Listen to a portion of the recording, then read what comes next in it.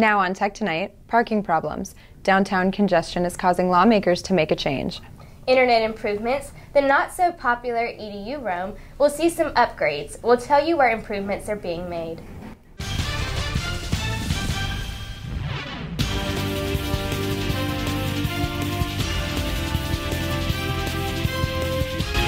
Welcome to Tech Tonight. I'm Bailey Berticelli. And I'm Lexi Johnson. As Blacksburg continues to expand, the need for parking space is becoming a recurring problem. Back in 2013, the town of Blacksburg passed an ordinance for the future parking. According to local developers, the proposed ordinance is too restrictive and actually discourages new retail developments. Last month, the Blacksburg Planning Commission voted to recommend to the town council a change in the ordinance to address parking issues. This new plan would require builders to be granted an exception, allowing them to place parking in front of store or building lines. The new proposal really is just a clarification of the one already put into place with the addition of storefront parking. This small tweak adds that exceptions could be based on safety concerns and consistency with existing development patterns. The mayor of Blacksburg, Ron Wordum, says the adjustment was needed to show that the town exceptions could be made. The proposal is called Ordinance 1800 and was designed to keep the town's unique building character. Virginia Tech's new wireless connection service will be receiving some updates. Earlier this week, VT News announced that the engineering team at Network Infrastructure and Services will make changes to improve the performance of EDU roam at several problem areas around campus. Reports of the university showed that students had trouble connecting on the Burris Hall side of the drill field, Torgerson Hall, Squire Student Center, and Newman Library. Many users have experienced delays or dropped connections from the EDU roam after it became the primary wireless service last year over VT Wireless. Engineers found out that the problems with connectivity appear when thousands of people try to log on to the wireless service at the same time, like during class changes. When it comes to schoolwork, it's difficult to get things done because of how spotty and temperamental this EduRoam system is. And I know that whilst in Lane Stadium, we like to Snapchat and share what's going on at the game, and you can't even do that with the system. For the next week, the Network Infrastructure and Services engineers will provide additional capacity as they search for a long-term solution to the issues. After seeing the rain from Hurricane Matthew last weekend, we are finally seeing some sunny skies. Let's see if we can expect any rain for the Thursday night football game. Chief Meteorologist Catherine Maxwell has your forecast. Hello everyone, I'm Chief Meteorologist Catherine Maxwell. Look at what is going to be happening in this coming up week. It will be reasonably pleasant as we move on throughout the week. I hope though that you guys did not get too used to fall because the temperatures are warming back up into the 70s. More good news is that rain should not be a problem for us Hokies this week. I have the surface map pulled up for Thursday to show that the game day weather could potentially have some rain coming on into our region for Blacksburg. At night, I'm calling cloudy with occasional showers hitting the area. For tonight, it will dip into the upper 40s with rain being a possibility. For tomorrow, the high will be 71 degrees and mostly sunny. A look at the 5-day planner shows Blacksburg warming up, especially from last week. So this week, you may want to ditch the sweater and go with something lighter, as we will be in the 70-degree range for most of this week. Virginia Tech is encouraging students to be healthier, tobacco-free lifestyle. Tech Tonight reporter Austin Paris takes a look at how the university is working to keep Hokies healthy. As part of a 17-year initiative on the Virginia Tech campus, students came out to pledge to be smoke-free to promote a healthy student lifestyle. Hokie Wellness holds their free t-shirt distribution days once a semester where students, faculty, and staff sign up for small intervention interviews and talk with a Health Education Awareness Team, or HEAT members, about how tobacco personally affects their lives. Assistant Director John Fritsch has been with the program since it began, and he says it's hearing the student stories that makes the event worthwhile. Particularly when you talk to students and you interview students, you see how it's affected their family already and how it's affected their lives, and they're already young. Throughout the two-day event, tobacco-free Hokies are awarded t-shirts for being vape, dip, cigarette, and smoke-free for the past 60 consecutive days. The initiative helps raise awareness on the issue, something that Hokies can hope to bring to their community at home. My father is a smoker, and I see the way it affects his life, and I see how it affects other people's lives, and I don't want to end up like that, and I want to help others be able to get through that. Tobacco Free Hokies aims to educate people about the dangers of smoking while in college. College is a time where you try a lot of new things, smoking being one of them. And a lot of people just have misinformation or don't realize how bad things are for them. And I just love being that source of knowledge for people to explain to them why it is bad and what ways they can take to stop that and prevent it from becoming an addiction or a habit. While being humorous, the t-shirts provide an important message about the threat cigarettes and other tobacco products have on a person's health. The event is held twice a year, and the next t-shirt handout will be in the spring. Reporting from McComas Hall, Austin Paris, Tech Tonight. After dedicating 37 years to teaching, mentoring, advising, and making people laugh, Jerry Villa, the Assistant Dean of Undergraduate Instruction in the Virginia Tech College of Science and the Instruction in the Department of Biological Science, retired. After graduating from Virginia Tech with a degree in zoology, he later became a professor in 1979. During his career, Villa taught more than 20,000 students, much of which can be attributed to his Intro to Biology class. Villa joined the dean's staff in 1989.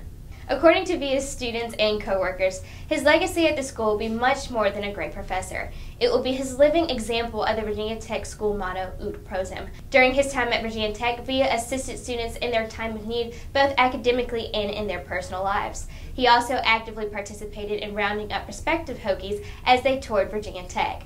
Many referred to him as an all-around, go-to kind of guy. Outside of Virginia Tech, Villa is the president of the New River Valley Bird Club. The man who offered his namesake to the Schiffert Medical Center has died at the age of 95. Charles W. Schiffert was Director of Student Health Services at Virginia Tech between 1971 and 1986. He was a private medical practice doctor before coming to Virginia Tech in 1968. Schiffert helped the university's health services grow by establishing more full-time practitioners, as well as the nurses' clinic, allergy clinic, women's clinic, and pharmacy. Schiffert was one of the first directors in America to create a student health advisory committee. In 1998, the Virginia Tech Board of Visitors named the medical center at Virginia Tech after Schiffert. The Dolores S. Schiffert Health Education Endowment was also created in honor of Schiffert's wife, who was a nurse, to address preventable problems and encourage students to pay closer attention to their health.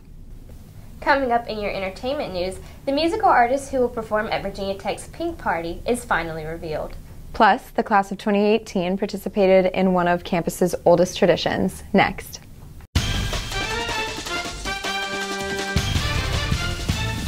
The Moss Art Center becomes one of only 5 in the nation to receive a grant for their cross-cultural connections. Welcome to Entertainment News. I'm Brianna McGowan. And I'm Christian Rice.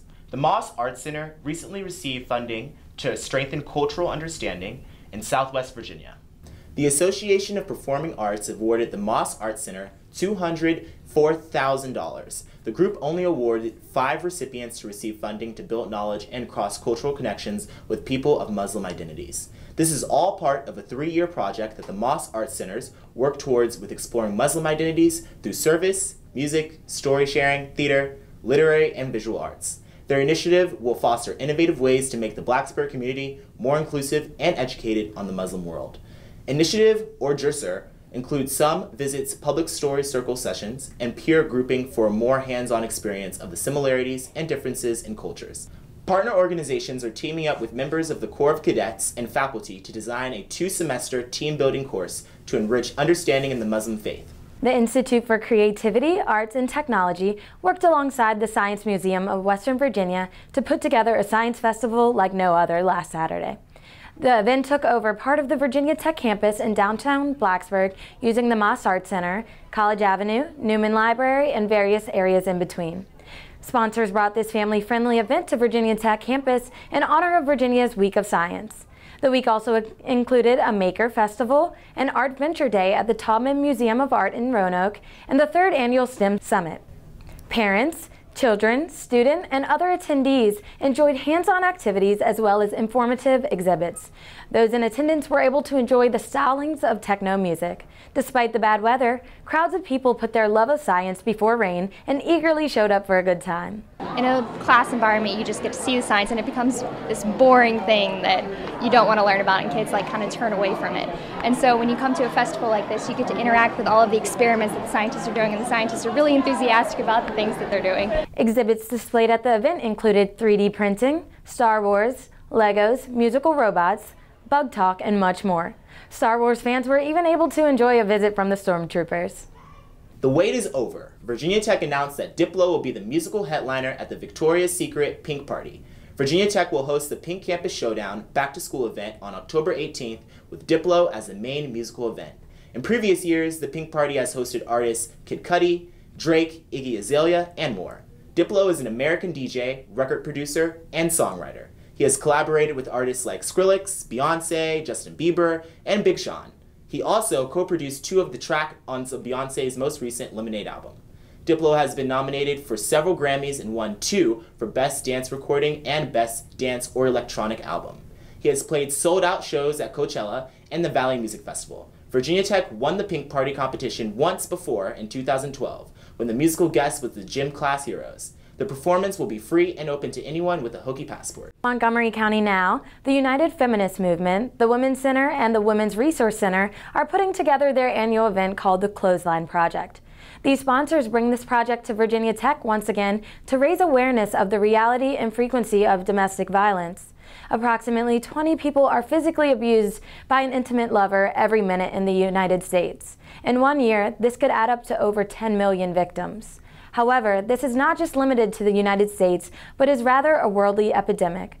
Beginning on Monday, October 17th, both victims and those indirectly affected by domestic violence can visit the Women's Center to create a t-shirt signifying their struggle.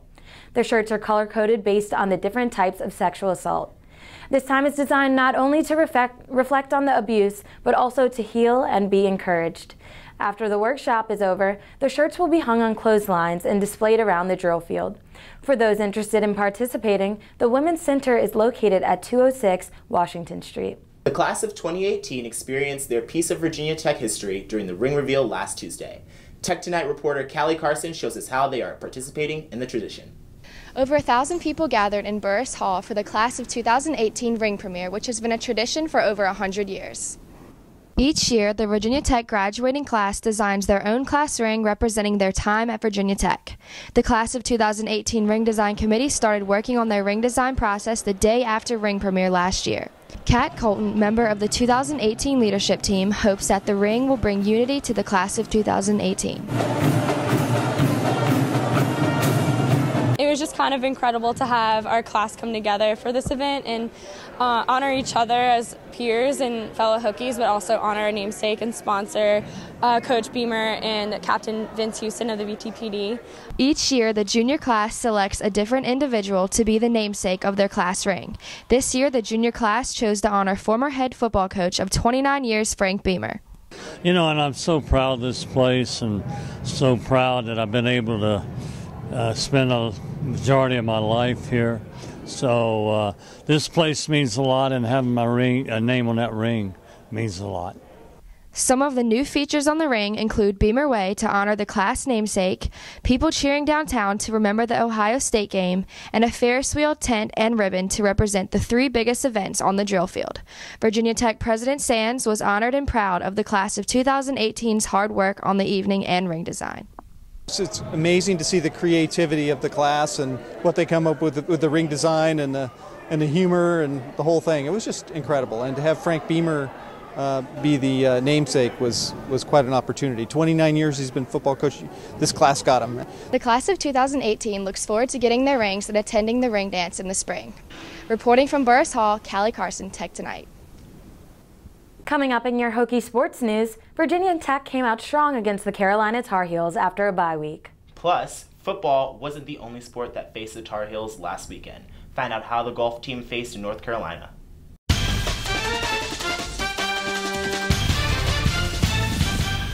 After a bye week, Virginia Tech football returns strong. Welcome to your Hokie sports news. I'm Michelle Polanca. And I'm Billy Parvatan.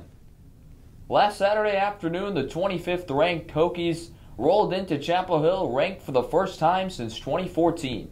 Virginia Tech took on the 17th ranked UNC in the biggest game of Justin Fuente's early VT head coaching career.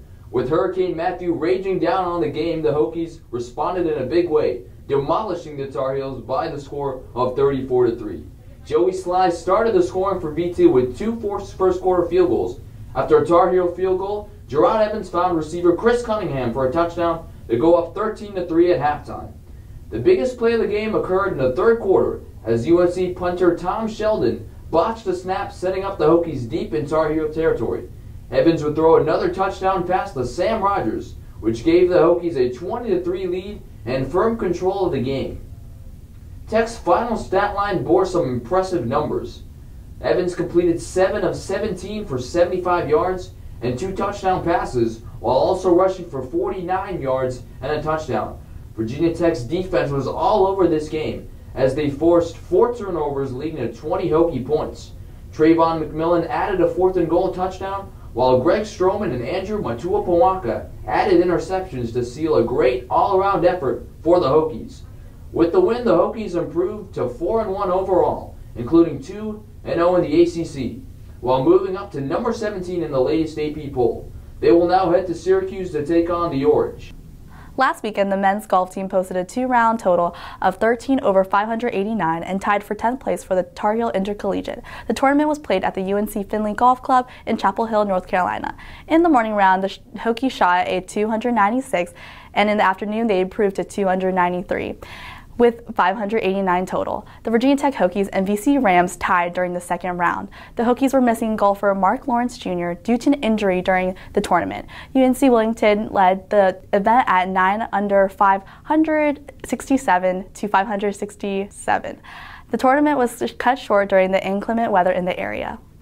Last Friday night, with the downpour of Hurricane Matthew in Blacksburg, the number 18th ranked Virginia Tech men's soccer took on Duke at Thompson Field, looking to snap a 12-game losing streak to the Blue Devils.